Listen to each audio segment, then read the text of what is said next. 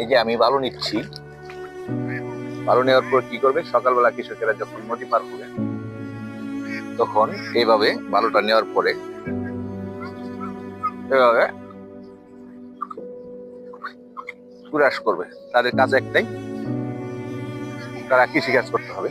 ক্ষেতের বিভিন্ন আইল বাতর বা যেগুলো শাকসবজি আবাদ করছে, যেমন মরিচ, টমেটো, পেঁয়াজ, রসুন, তারা আসার পর নদীর পাড়ে আসবে, ব্রাশটা করবে, তারা পরে কুলি করবে।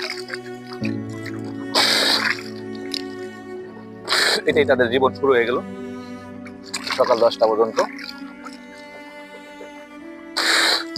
ওটা দিয়ে 10টা পর্যন্ত চলে যাবে তারা কৃষিকাজ করার জন্য। কৃষিকাজ করবে, তাদের খাবারের ব্যবস্থা করবে, তাদের বাড়িতে যারা ভাই বোন বা যাদের রমণী রয়েছে, স্ত্রী, তারা নিয়ে আসবে, সুন্দরভাবে বসে খাবে। কি যে একটা তৃপ্তি, এই স্বাদ যারা গ্রামে কৃষক রয়েছে তারাই বুঝে। সকলে ভালো থাকবেন।